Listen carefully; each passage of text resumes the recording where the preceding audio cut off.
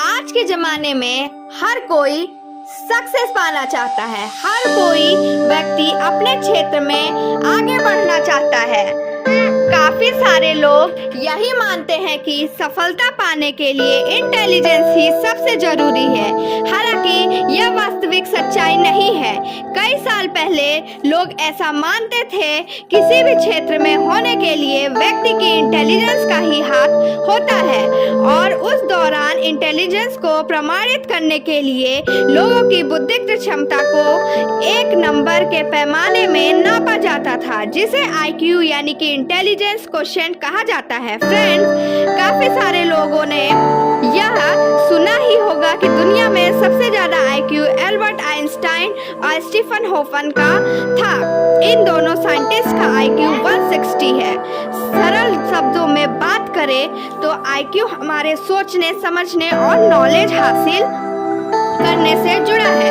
अगर कोई व्यक्ति किसी सवाल को सॉल्व करने, नया आइडिया देने या कुछ भी नया सीखने में बाकी लोगों से आगे रहता है तो वो कम पढ़ाई करके भी ज्यादा मार्क्स लाता है। तो पॉसिबल है कि उसका IQ बाकी के लोगों से ज्यादा है।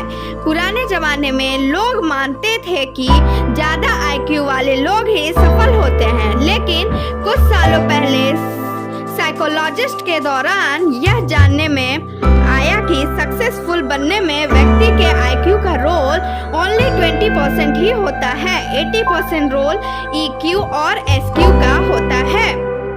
यहाँ पे EQ का मतलब है इमोशनल क्वोशिएंट, SQ का मतलब है स्पिरिचुअल क्वोशिएंट। EQ यानी इमोशनल क्वोशिएंट, यह आपकी फीलिंग से जुड़ा है। इसकी मदद से आप खुद अपने इमोशंस और दूसरे के इमोशंस को समझते हैं और उन्हें मैनेज करते हैं। EQ आपस में अच्छे रिश्ते बनाने और सही वक्त पर सही तरीके से रिएक्ट करने जैसे कामों में मदद करता है।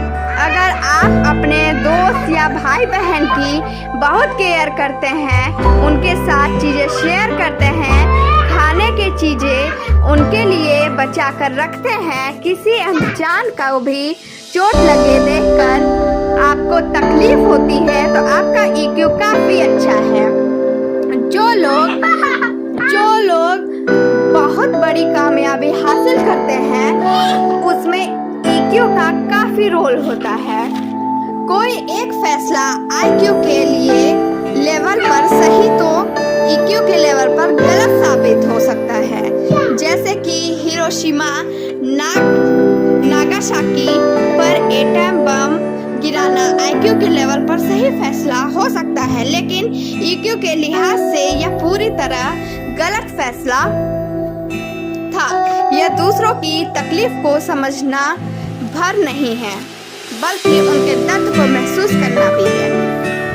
निगेटिव इमोशंस को कम करना, तनाव नहीं लेना, मुश्किल फैसले लेना, बुरे वक्त से लड़कर बाहर निकलना और रिएक्टिव के बजाय प्रोएक्टिव बनकर EQ को बेहतर किया जा सकता है। IQ यानी इंटेलिजेंट क्वोशिएंट, यह आपके सोचने, समझने और नॉलेज हासिल करने से जुड़ा है। आप दिमागी तौर पर किसी काम को कितने बेहतर तरीके से कर सकते हैं, यह IQ तय करता है। अगर आप किसी सवाल को सॉल्व करने, नए आइडिया देने या कुछ भी नया सीखने में अपने दोस्तों से आगे रहते हैं तो उससे कम पढ़ाई पर ज्यादा मार्क्स लाते हैं, तो मुमकिन है कि आपका IQ उनसे बेहतर हो। आमतौर पर यह पैदाइश होता है और आपके जीन्स यानी पेरेंट्स का भी इसमें रोल होता है। बड़े होकर जॉब परफॉर्मेंस, लीडरशिप, कैपेबिलिटी, फैसले लेने की क्षमता जैसी चीजों पर भी इसका असर होता है। वैसे लाइफ में अकेले IQ के दम पर कामयाबी हासिल नहीं की जा सकती। इनमें EQ और SQ का रोल होता है। यूँ तो माना जाता है कि IQ पूरी जिंदगी एक जैसा ही रहता है और इसे बढ़ाया नहीं जा सकता। फिर भी मेमोरी गेम्स खेलकर और खुद को चैलेंज करने यानी कुछ हटकर और नया सोचकर इसे कुछ बेहतर किया जा सकता है। साथ ही खुद को रिलैक्स रखने से भी नतीजे बेहतर आते हैं।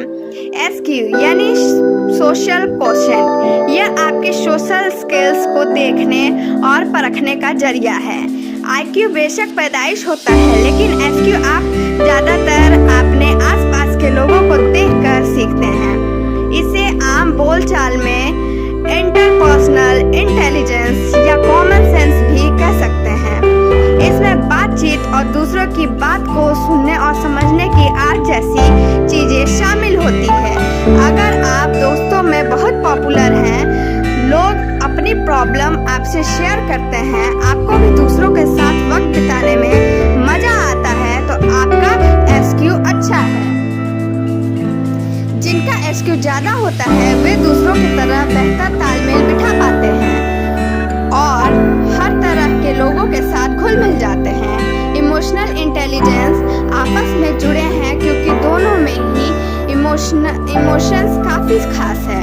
कुछ एक्सपर्ट मानते हैं कि सोशल इंटेलिजेंस से ही कोई शख्स दूसरे शख्स से अलग साबित होता है। मेहनत और कोशिश से आप SQ का बेहतर कर सकते हैं। इसके लिए आपको अपने आसपास पर ज़्यादा गौर से देखना होगा, अपनी कम्युनिकेशन स्किल्स सुधार कर बेहतर स्पीकर बनना होगा, नेटवर्किंग सुधारनी होगी। एक और SQ होता है जिसे स्पिरिचुअल क्वेश्चन कहते हैं। यह आपकी स्पिरिचुअल इंटेलिजेंस की बात करता है। हमारे पांच सेंस हैं: देखना, सुनना, स्वाद, सूंघना और छूना। से आगे की इंटेलिजेंस को स्पिरिचुअल इंटेलिजेंस कहा जाता है। यह किसी इंसान के धरती पर मौजूद दूसरी जिंदगियों के साथ संबंधों पर फोकस करता है। अगर आपको किसी नदी को गंदा करने पर तकलीफ होती है, किसी पेड़ की टहनियाँ काटने पर, तोड़ने पर दर्द होता है, किसी जानवर के दर्द पर तड़प महसूस होती है, तो आपका स्पिरिचुअल इंटेलिजेंस अच्छा है। यह पेड़ पौधे, पानी से इतर इनर यूनिवर्स में मौजूद हवा, गैस और यहाँ तक कि वैक्यूम से भी खुद को जोड़कर देखने की बात करता है। यह तो दुनिया नज़र आती है और जो नज़र नहीं आती उसकी भी बात करता है। मेडिटेशन और प्रेयर के जरिए इसे बेहतर किया जा सकता है। Thank you.